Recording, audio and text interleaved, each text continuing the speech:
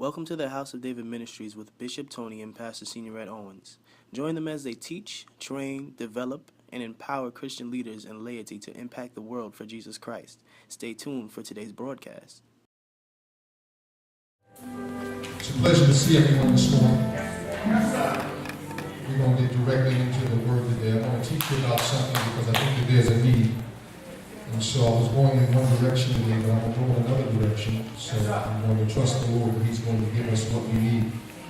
I'm going to ask you to open up with me and hold your place here to Ezekiel 22, verse 30 through 31. Ezekiel 22, verse 30 through 31. And just hold your place there as we begin to talk about certain things today. I'm going to tell you first about a man named George. We can give out the lessons. A man named George Mueller. Anybody ever heard of George Mueller? George Mueller. Great man of prayer in the 1800s. I want to share some things with you because sometimes we don't always understand what's happening in our life based on certain things. And sometimes God can't give you more than you can handle.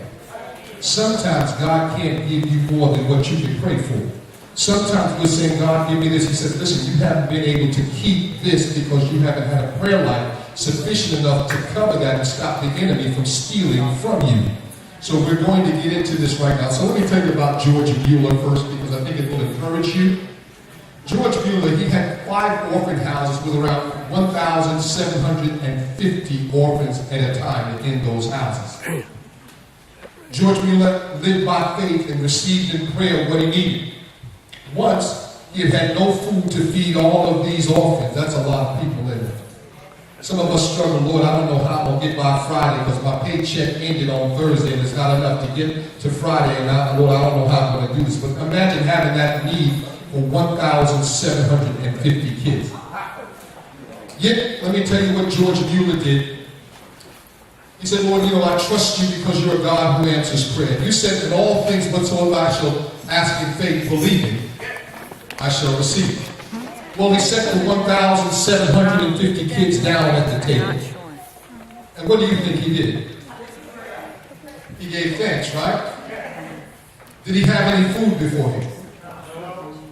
So he gave thanks without having anything because he knew that he served a God that was all sufficient, that could give him everything. This is what we must do. If you're going to have any authority over children, and over people, and over your home, and over your job, you're going to have to learn to put some covering prayer, believing prayer before anything. Amen. Amen. So we're going to talk today, and I'm going to read first about George Mueller, and you'll wonder what I'm doing with my brother. I'm going to share this with you in a minute, so I'm going to put it down right here. I'm going to read about George Mueller. George Mueller prayed about everything and expected each prayer to be answered. One example was one of the orphans' house's boiler stopped working. Mueller needed to have it fixed. Now, if you think of a big house, it's not like a little house with boilers. If you have a boiler in the north or the central part of the country, these things sometimes can be huge in a big building. And they're not easily remedied and fixed if they're broken. And they are very expensive. This was a problem because the boiler was bricked up and the weather was worsening with each day. So he prayed for 2 things. Firstly, that the workers he had hired would have a mind to work throughout the night. And secondly, that the weather would let up. On the Tuesday before the work was due to start, a bitter north wind still blew, but in the morning, would not let up. A bitter wind still blew, but in the morning, before the workmen arrived, a southerly wind began to blow. And it was so loud that no fires were needed to heat the building. That's because of prayer. That evening, the foreman of the contracted company attended the site to see how he might speed things along and instructed the men to report back first thing in the morning to make an early resumption of the work. Now, he prayed what? That they would work through what? The night. The team leader said that they would prefer to work through the night. This job was done in 30 hours. So God can touch the hearts of people when you pray specific things and you have to cover something. God is not going to leave you without the supplies you need. So when you got to pay your mortgage and you got to pay your rent, I want you to know this, that God is just as faithful to you as he is to George Mueller. Sometimes we have to begin to say, God, you know what? You've given me this.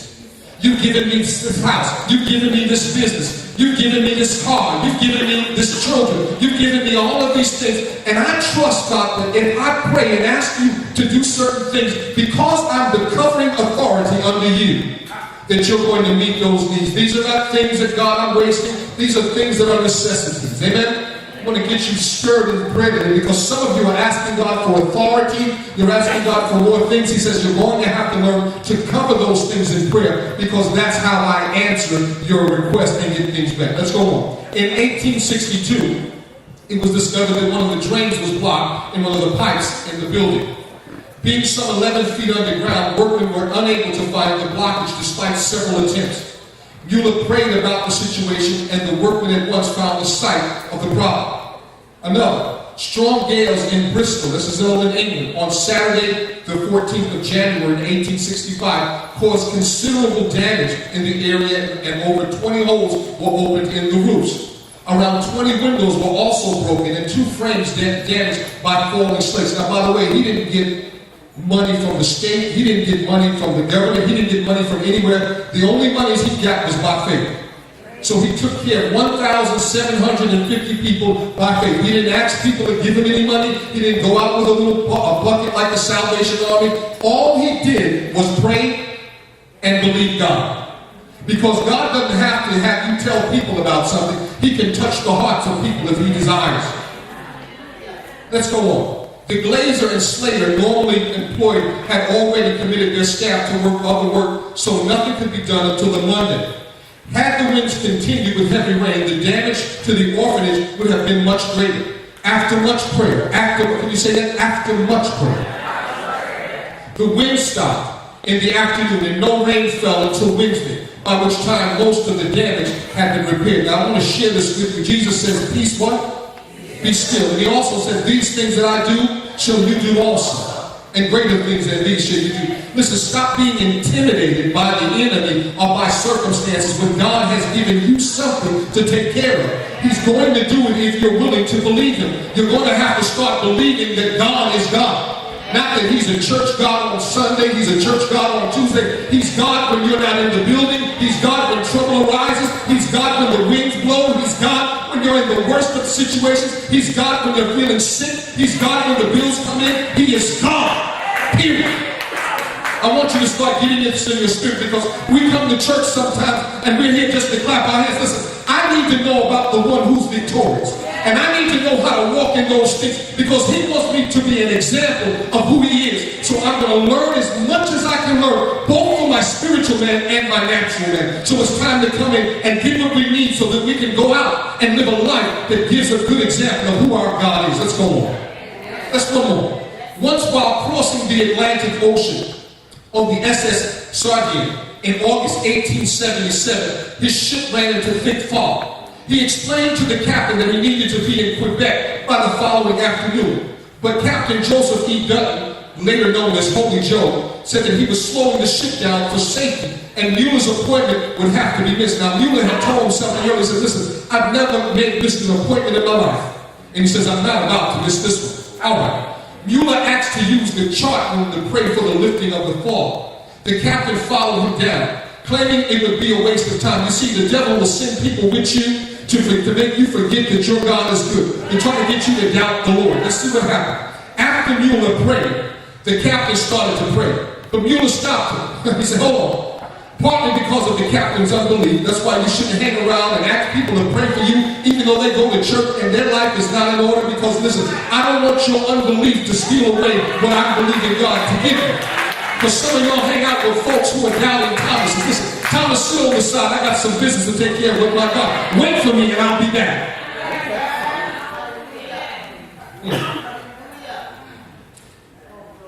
Again, after Mueller prayed, the captain started to pray. But Mueller stopped him partly because of the captain's unbelief, but mainly because he believed the prayer had already been answered. Some of y'all going around asking 1,000 people to pray after you done prayed. Listen, if you believe it,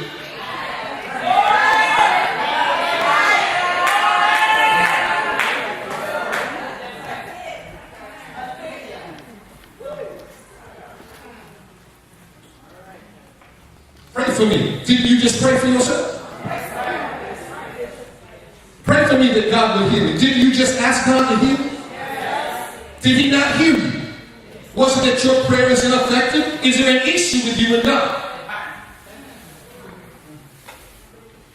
Sometimes you got to say, God, you know what? I know that you hear. Jesus says, listen, Father, I know you hear me always. You're going to have to start being a believer, not just a churchgoer.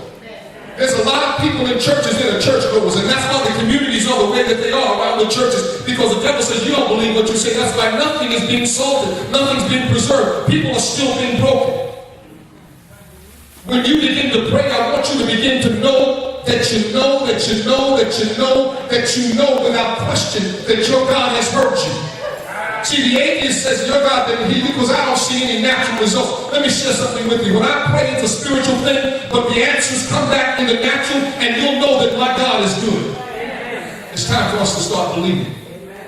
Let's go on and talk about you just for another few minutes, because I want to stir some of y'all, because some of y'all got some things you've been asking God, and he's been leading you right there.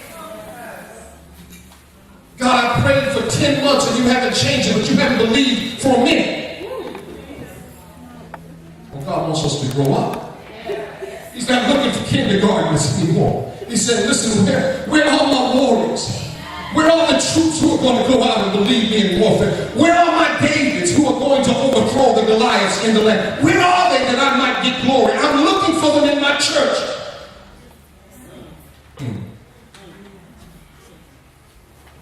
Again, because he believed the prayer had already been answered. When the two men went back to the bridge, they found the fog had lifted. How long did it take? He prayed, and when he went up, the fog said, we got to go because of believers in town. Your bills are going to have to say, we're going to have to be paid because of believers in town. You see, your faith releases God to do what he has to do in prayer. The captain became a Christian shortly after. Isn't that so?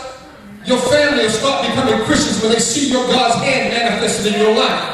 Because you're still talking the talk but have no proof. Listen, God wants you to have covering prayer results so that men may see and get glory to the God that you serve. Mueller's faith in God strengthened day by day, and he spent hours in daily prayer and Bible reading. Indeed, it was his practice in later years to read through the entire Bible 4 times a year. Why did he do that? Faith coming about and hearing about. No need for me to get into prayer without some faith. So I'm going to build my faith so that when I get into prayer, it's not just a waste of time. That when I get into prayer, I'm believing what I'm asking God for. Begging prayer is not believing prayer. You see, there's a difference between faith prayer and mercy prayer. Mercy says, God, I can't catch this, I can't do this, and God, I need it by mercy. God says, I can't give you the abundance of mercy. But in faith, you can get everything that you're asking for. Whatever you have a spiritual or natural authority over, the needs for those things are met when you cover those things in prayer. Let me share something with you. Some of your family will start getting saved when you start really praying and believing God and stop yelling at Him. You need to come to church. Why? But when you begin to pray, God, I'm not going to say another word to them. I preach the word to them. They've known it since they were a baby. And Father, right now, I'm putting it back into your hands. Father, I am asking you to make every circumstance that can possibly come to draw them to their knees, to show them that without you they're nothing, God, so that they may come to salvation. And Father, I rebuke every spirit that will try to bring an alternative religion to them. Father, I leave them to you. I trust you and I bless your name. And every day, you should get up and say, Father, I thank you for their salvation. Father, I magnify you because you're good. Father, I know that exactly what I asked you for, Lord, you're going to do. And watch what the Lord will do to you. Oh. God wants to give you or give us more. You can't often do it because we're not able to truly cover it in prayer. Again, most have been praying for what, again, we have been praying and believing for what we've been given authority over. It's time to do that. I need help here. Anybody can help me? I need somebody to hold on. You're going to get wet. Not Christian, he wouldn't got the umbrella, but he didn't volunteer. Hold it up, man, over here. This first, you know what? Now, I'm going to wet you. Now, I ain't going to wet you too bad. No, don't worry. I ain't going to mess up your hair, not like that, because brothers don't like their hair messed up. This is the enemy. He's trying to put stuff on you. He's constantly wants to pour things on your life to destroy you. Now, I'm not going to wet you. You can put the umbrella up. See what I can do. So put it up and over. There you go. Now, you're a little tall. You're going to have to pull it down a little bit, because I'm going to have to pour some water. This is your covering prayer over your family.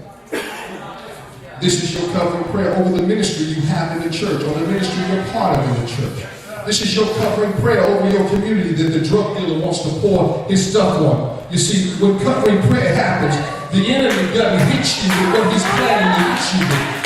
There's some things that the devil, you can put it down, Danny. Thank you very much. There's some things that the devil is trying to do to you that covering prayer stops him from doing. That's why some people, the devil's like, listen, I don't want you in the church because you're going to have covering prayer. I can't beat you up anytime I want.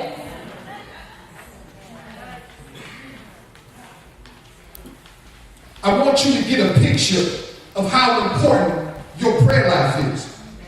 There's all kinds of things the enemy is trying to pour on you.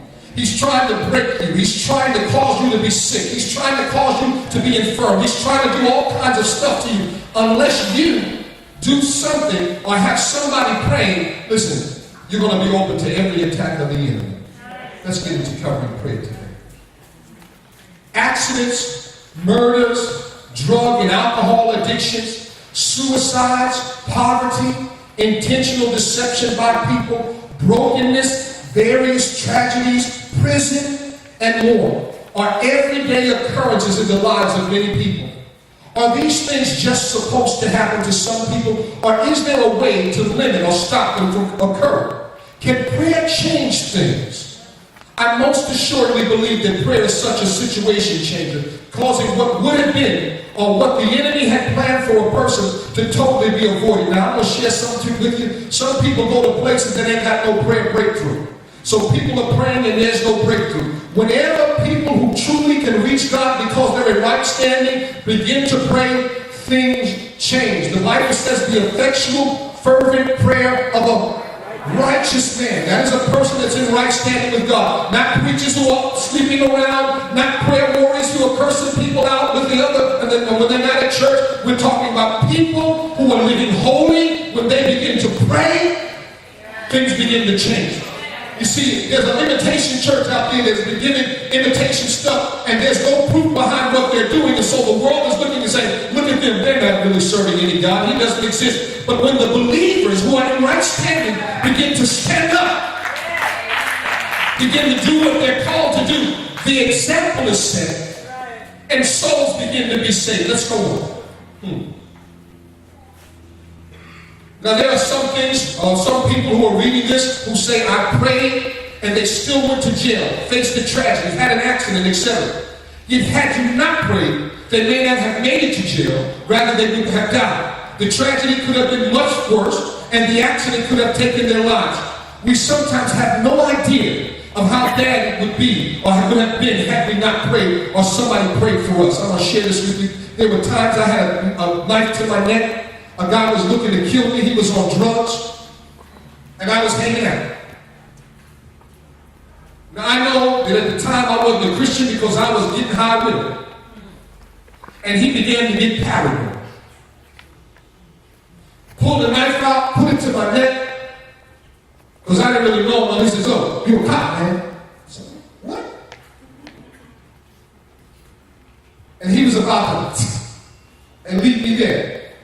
But somehow I talked him out of it, and T.O. got out of there so fast.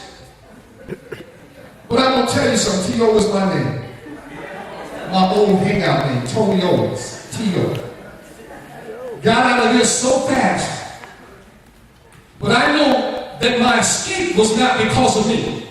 You see, my escape was I had a praying grandmother years before who probably prayed for me. And I had a praying mother who was praying for me. Knowing that I was hanging out, she was covering me in prayer, causing me not to get the results results that I should have got because where I was at. How many of y'all have praying mamas and praying grandmas?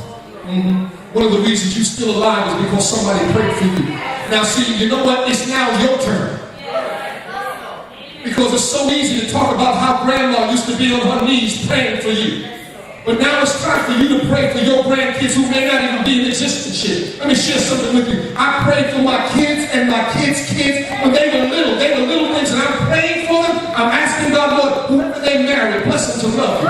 Lord God, their children and their children's children, bless them, cover them, protect them. Let no hurt, no harm, no injury come nigh any of them in Jesus' name. And let all of my family from every generation come to know you. Some of us don't spend enough time in prayer for God to begin to put stuff on our heart for us to cover ahead of time. You're going to be blessed, boy. Been praying for your kids. I don't even know their names yet. But I'm going to put them up.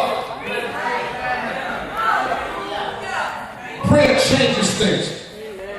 I believe that we, the Christians, have underestimated, better yet undervalued the need for and the impact of prayer. In this lesson, we will examine what is called by many a covering prayer. That's important because some of us don't have covering prayer. Some of us in church, we don't have covering prayer. People will tell you, come in here in the middle of the day sometimes, Bishop is walking up and down because I'm covering you in prayer. I'm not just a pastor who's here to just get up and speak to you on Sunday, on Monday, Tuesday, Wednesday, Thursday, Friday, Saturday, and Sunday again. I'm praying for you. I'm asking God to bless you. I'm asking God to meet your needs. That's what a true pastor, a true shepherd will do for you. What is a prayer covering?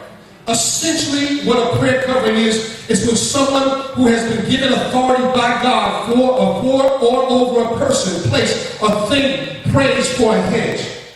I want you to think a minute about what you've been given authority over.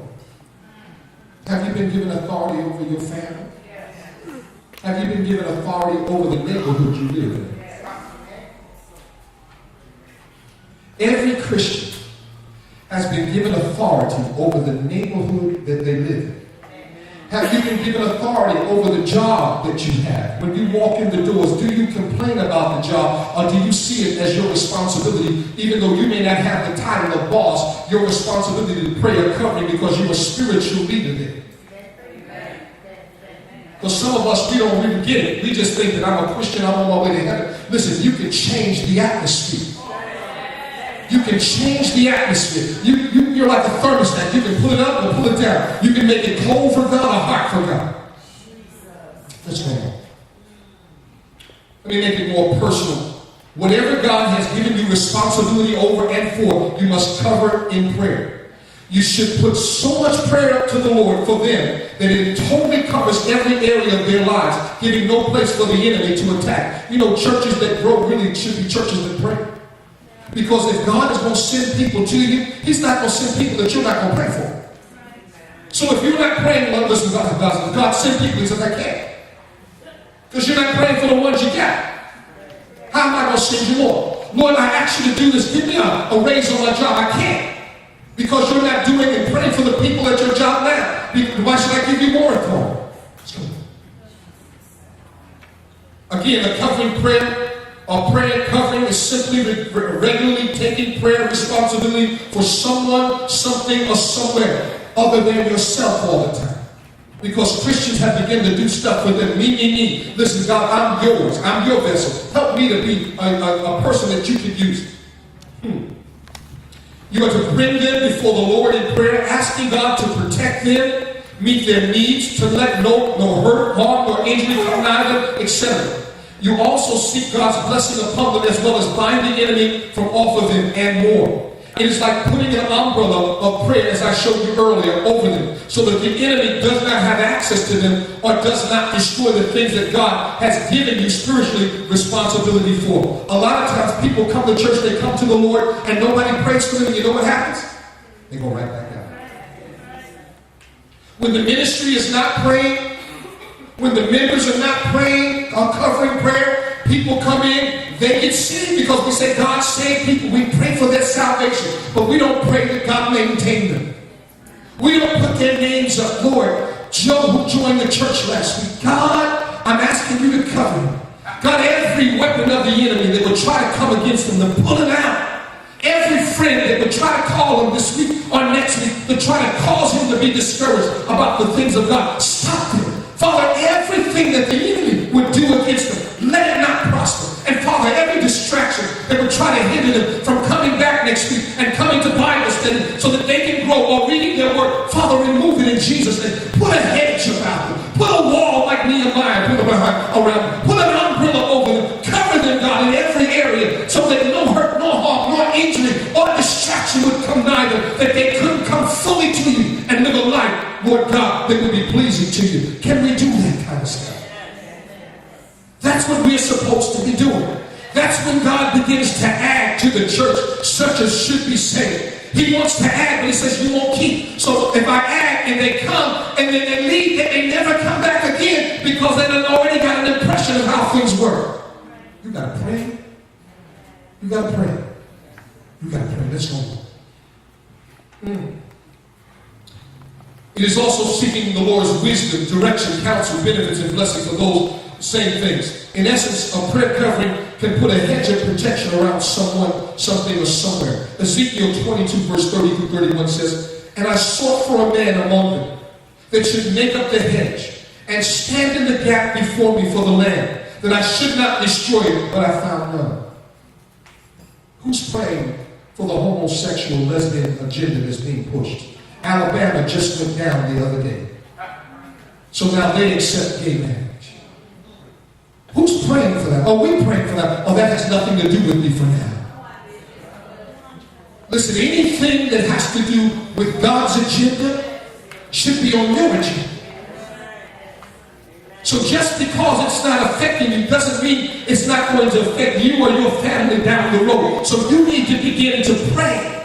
Lord, I ask you to look down upon the judges who are making this decision. By the way, it's going to the Supreme Court in April. The homosexual thing, or gay rights, whatever they're putting forward, is going before the Supreme Court in April. I want you to begin to pray that the Supreme Court judges wouldn't allow that to pass. Why? Because if it does, there's a judgment that's going to come on this land that you would never expect.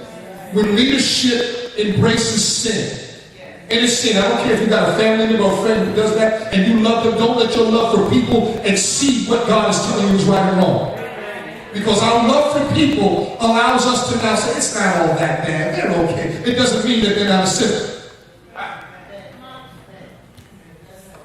So this thing is coming across to the Supreme Court, which is going to make it a national law that gay marriage is fine, causing your kids to be perverted, to not know the difference, and judgment to come on us. Listen, it's time for us to pray. We need to pray, God, I ask you to touch the judges. Don't let them make decisions that will cause our nation to fall into something we will not be able to get out of. Father, cover this nation. Lord, don't let bombs fall on this place, God. Don't let this, because sin opens the door to destruction. I want you to understand that. Let's go. Therefore, have I poured out my indignation because of what? There was nobody to pray for the land, to stand in the gap upon them. I have consumed them with the fire of my wrath. Their own way have I recompensed upon their heads, saith the Lord God. A prayer covering is a hedge. The Hebrew word for hedge is gadar, meaning fence or wall. There are some things that God has given you the responsibility to put a prayer wall, a fence around, so that the enemy cannot get in. The enemy has gained access to places and people that should have had a prayer wall, a fence around them. Your son, your daughter that's getting into trouble, you should be putting a fence around them. Not just saying, God, I'm praying for them. Father, I ask that every friend that's not like you, remove them from their life. They come back to you, I don't know why nobody wants to hang around me. You can just smile at them and say, I know why, but I ain't telling you. I pray that my children would not have people around them that would influence them to do those things, because the devil can send people to your kids to try to get them strung out on drugs. You don't realize your job, because our job is not just coming to church, clapping our hands, and arguing with one another in church about what this or that we need to do. Our job is to come here, get some word, go back and beat the devil up. Put a hedge around your family. Cause a victory to happen in your life. Cause your blessings and provisions to flow. Every Christian, every Christian has a prayer post. Every Christian has been given something, someone, and or somewhere that they have the responsibility for putting a prayer covering over and around. Now I know that the devil has deceived many people by getting them to believe that they're not able to pray better. Don't you believe that lie? Prayer is not in a style, it's in the content of who you are and if you can reach heaven. Don't believe the enemy, for if he can get you to not pray by convincing you that you're not really good at it, then you give him unlimited access to the things that God has given you spiritual responsibility for. It's like a thief coming to rob a house that has no doors, windows, or ability to call the authorities. We must not be fooled by the enemy, nor be too lazy to take our responsibility seriously. One of the major problems that we have with Christians taking responsibility to put a prayer covering over the things that God has given them authority in is that today's Christians try to put our prayer responsibilities on God. You take care of me, God. We cry to God saying we need help in the crisis, but we do not truly pray to God, lifting up the issues that have to do with what we have responsibility over. We don't want to take the time to allow the Holy Spirit, and some of you need the Holy Spirit, because some of us are just natural Christians. Listen, I need to be a spiritual person to birth through our lips what we need to pray for regarding the things that we have authority over. Instead, we want God to just do it without us asking. God can and will do it. That is to say, he will cover and protect. Yet the responsibility to ask him is ours. Sometimes you have to take the time to get into prayer. Sometimes God won't do anything until you really get into some serious prayer and stop coming into prayer for 5 minutes. And say, God, you know what? I'm going to sit here. I'm going to hear your voice. Tell me what I need to cover in prayer. Show me how to do it. God will lead you. He'll begin to take your lips and begin to say what needs to be said. God can give you something. You must pray for it, as I said, so that the enemy does not cause issue with you. Please believe me when I say this. The enemy is trying to stop every blessing that God is sending to you, as well as everyone and everything under your authority. So for you spiritual leaders in here, I want you to know something. If you don't pray, nobody's going to show up. For whatever you're called to do, people come in when the saints begin to pray, because the devil is blinding the minds of people that believe not. And unless you do your job, nothing is going to transpire. So stop listening to people who want to complain. Because there's some people in church that the devil salted in the church. He put some tears up in the house, who want to complain about this one and that one and what the bishop is not doing, what the pastor's not doing. They got all kinds of issues. They're telling you what you're not doing. Just shut them down. And say, you know what? Right now, I may not be called to do anything in the front, but I'm going to tell you something. My impact will be felt in the spirit realm. I'm going to pray and cause some things to change. Not only am I going to pray for what God has, I'm going to ask him what other things in my life or the life of others, and I'm going to get some things done. Well, some of us have been fooled by the enemy. We're complaining about what this one's not doing. Oh, that church is doing that. Well, maybe they're not called to do what we're doing. And maybe we're not called to do what they're doing. So wherever God has placed you, get on the job. Begin to pray. Begin to fast. And I want to share something with you, because God is into this. If you take care of his business, he'll take care of yours. The Bible says, seek ye first the kingdom of God and his righteousness, and all these other things that you're worried about, he says, will be added unto you. Just take care of my business. My business is taken care of in prayer. All right. You must identify what you have responsibility to cover in prayer. It's time for you to no longer be the passive Christian. We come to church, the pastor makes us feel good. The praise and worship team makes us feel good. Listen, they're not going to be there to sing breakthrough when the devil comes at you in the night season. Because some of us, you ain't going to, when the devil's coming at you, you're not going to call the praise and worship, because you come and praise God for it. Listen, you're going to need to know how to get what you see. This is what church should be. It should be me coming and me getting the tools I need for me to have a victory. Not me coming and you doing all the work, making me feel good, and I go home still not knowing how to fight. And the bully stood at the corner that called the devil, who's going to beat me up once I get back to my neighborhood. Waiting. So many are waiting for something to change or something to happen. Often nothing changes because some of y'all, how many of y'all waiting for a revival? Raise your hands, you're waiting for a revival. Wait, stand up, I want to see if you're waiting for a revival. Now y'all are going to get quiet. Who's waiting for a revival? There was more hands standing on, come on now. Who's waiting for a revival? Who's waiting? Come on, wait, go ahead. Now they're looking around. Okay, now I'm waiting. Yeah, I'm waiting. Go ahead. Some more waiters? Any more waiters? There's other waiters because other people with their hands. Let me share something to you. You don't ever have to wait for what God has already promised. God has already given you revival. How do I know that? You see, when God, or you ask God for something, He gives you the process. He gives you the roadmap to get there. What's the roadmap to revival? If my people, which are called by my name, should humble themselves and seek my face and turn from their wicked ways, then will I hear from heaven and forgive their sins, and the healing of the land is revival. So, when you ask God for something, He's already told you, I've given you the process. He puts the burden back on you. When you ask God to do, say, Lord, I need you to do something, He says, in all things whatsoever you shall ask in prayer, believing, you shall. So everything that you are asking for, God has already given you the answer to. The requirement is for you now to do it. And the church has gotten lazy. The people of God, I'm not just talking about House of Eden, because some of us here are really pressing in. But the people of God have gotten very lazy, and we want God to do it. All we want to do spiritual and natural things to get a spiritual thing accomplished. It never works that way. You can do spiritual things to get a natural thing accomplished, but natural things never get spiritual things accomplished. I want you to know that.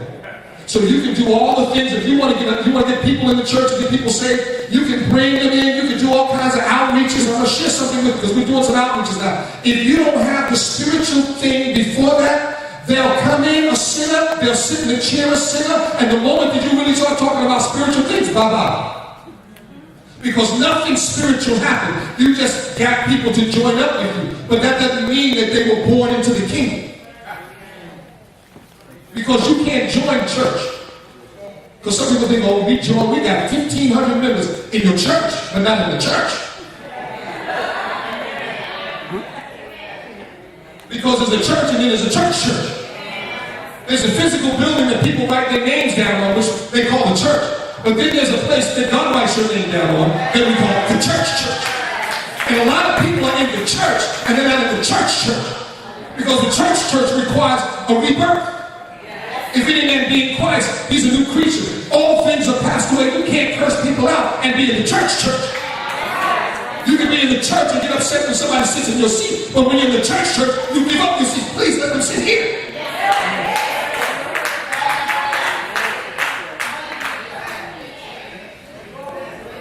So again, remember, you can't do natural things because there's some people here who are very natural. We want to go to church, let's do some natural stuff. Listen, hold on.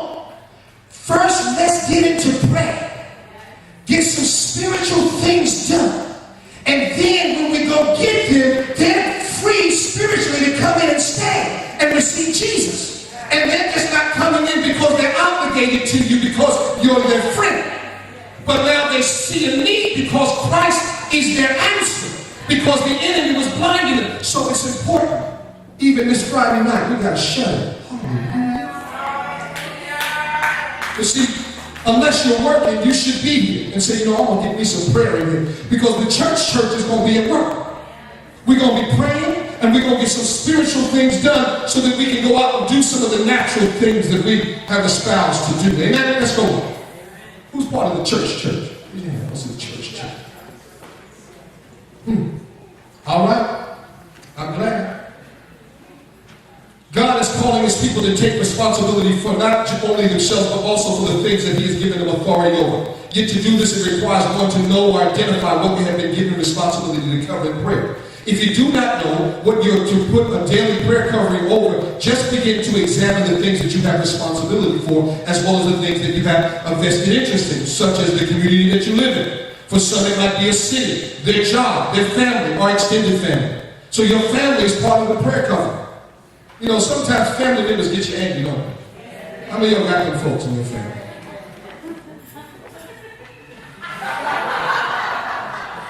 I don't know if I can raise my hand.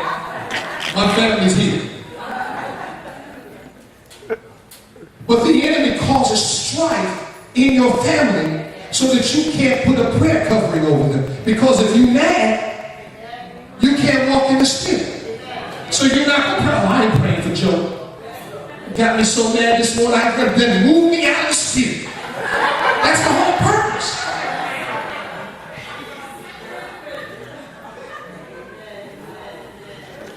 How many know that's right? I know that's right. I know that's right. You got that person that got you upset, they got you so upset that you don't even want to pray for them. Every time you think of them, Lord, I just want to tell them off. You can't do that. That's the enemy stopping you from being a prayer covering. And the devil who's using them continues to repel you because they said, listen, I know if I get them mad, they'll never pray for them, so they'll never come to Christ. So he gets you so upset and so emotional so that you don't pray for the people you're supposed to pray and keep a distance. And God puts you in their life to be the salt to them that will preserve them, that has given eternal life by declaring Jesus Christ to them. Oh, it's time to pray. It's time for us to become big boys and big girls, because sometimes we allow immaturity spiritually to cause us not to do what we're called to do. We got so many immature Christians in church. We got mega churches with 95% immature people, and we don't understand why nothing's happening, because we're going to have to tighten up, put away the kindergarten toys, and begin to say, teach me, because I need to change, and I want to see some change in my life. The more you're asking God for, the more you're going to have to put a prayer covering on. God, I want a new house. I'll give it to you, but I need you not only to pray for your house, but to pray for all the community there.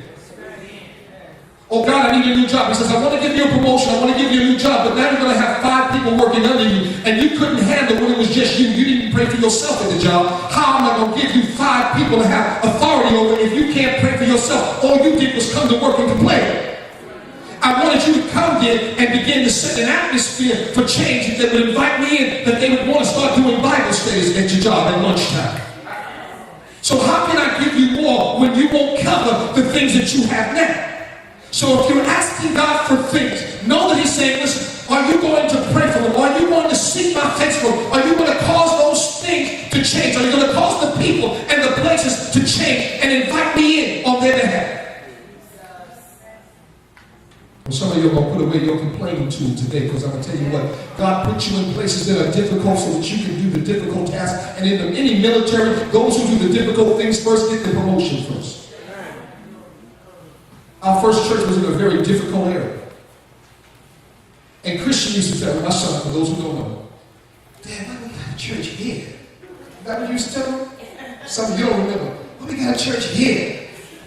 Why we got a church there? We got a church here. He was a little fella. I was like, son, this is where God put us. Here?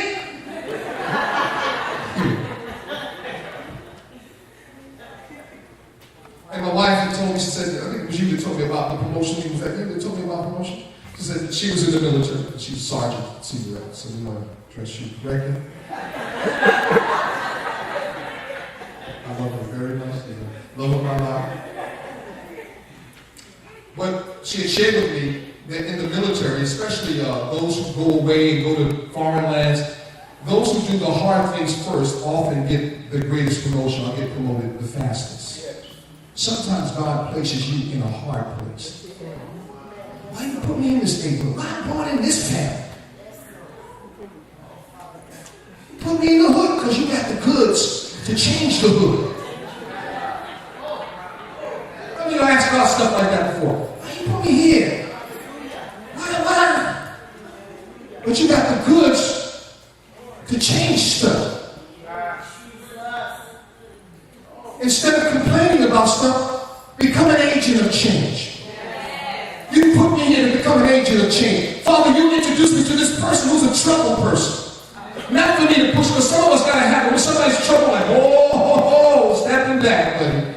I don't want to have anything to do with you. And God allowed you to be in their life because he knows that you're the change agent that can do something for them. The psychologist couldn't do it. The psychiatrist couldn't do it. But an anointed, righteous servant of the Lord who covers in prayer can do much more. Stop responsibility. Begin to cover things in prayer. Begin to do what you're called to do. Until God tells you that's enough. Because there are times where God says, okay, that's enough. Because now they won't change.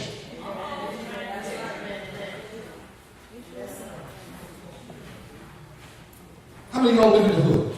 Raise your hand. Live in the hood. Stand up. I want to see the hood, folks. Live in the hood. Ain't nothing wrong with that. Stand up. Live in the hood. How many of y'all stay standing? How many of y'all live close to the hood? On the perimeter of the hood. You live around the hood.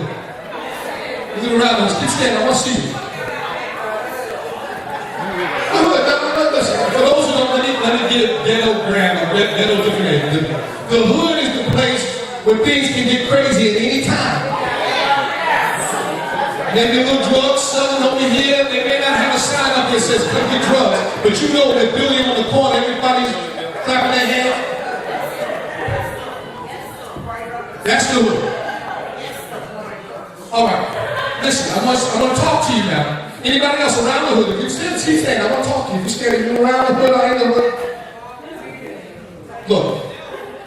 How many of y'all got a fighting spirit? You're like, you mess with me in the natural, I'll push you back. You read that? Raise your hand. I want to see those that got a little fighting spirit. That's how you in the hood.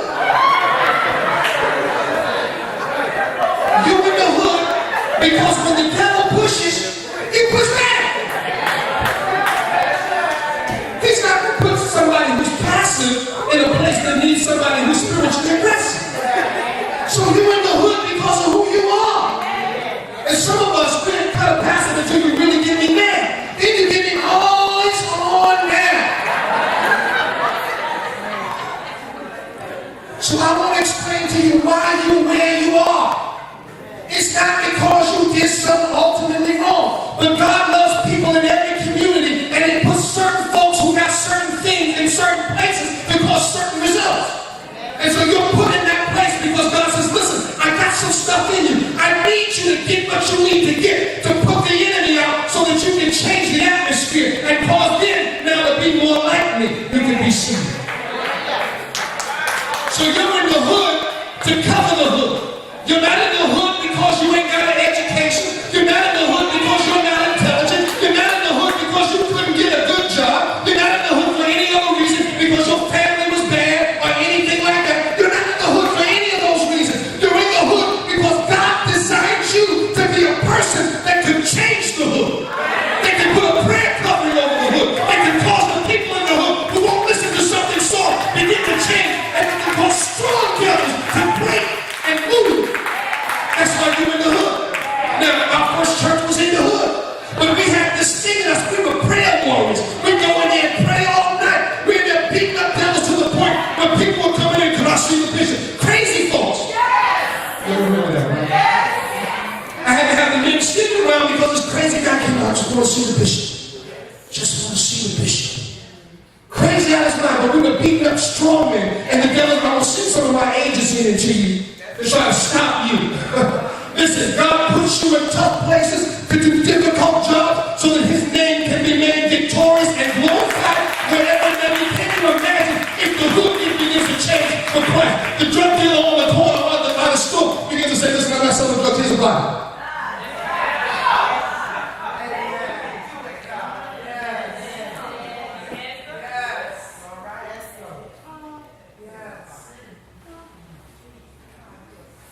You'll have no idea who you are. Because we go to church every week, we read the Bible, we talk about what Jesus used to do. I'm going to tell you something right now. You're part of the body of Christ. He still does it today with people who will do what He says to do. He's waiting for you. He's waiting. He says, listen, stop going to those churches, they ain't doing nothing for you. You come in, it's the neighborhood stays the same. Listen, when God puts a church in the neighborhood, do we have the young knuckleheads in our church in Brooklyn? We had young knuckleheads walking in the church. There were some of them here were from the Brooklyn church. Young knuckleheads, I don't know why I came. Bishop talking in the street, pants ain't no bishop. I've been listening to House of David Ministries with Bishop Tony and Pastor Senior Ed Owens.